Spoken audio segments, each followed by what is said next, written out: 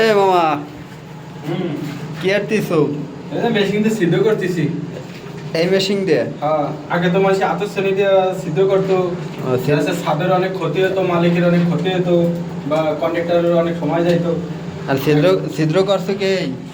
না, এই দুটো হলো ডাক্সের ছিদ্র। ডাক্স ফাঁকা রাখলে তো দেখা যাচ্ছে ওটা ডালাই সুন্দর হয় না, লিক করে।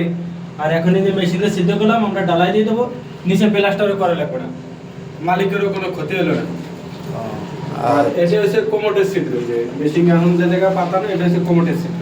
মানে এইখানে কমোটের ছিদ্র হ্যাঁ, হইলো। এভাবে দিলি তো পুশ শাওয়ারটা ডাইরেক্টে পড়তেছে, আর এগুলি দিলি তো পুশ শাওয়ার পড়বে বাম হাতে। তা বাম হাতে তো ইউজ করা যায় না। আর এটা হচ্ছে ওয়েস্টেন্ডারের ছিদ্র। এটা হচ্ছে ওয়েস্টেন্ডারের ছিদ্র।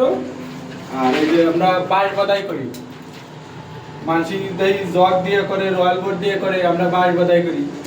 কারণ কিছু কিছু লোকজনে কয় একটা বেলেট দিয়ে নাকি 300-400 সিদ্ধ করা যায়।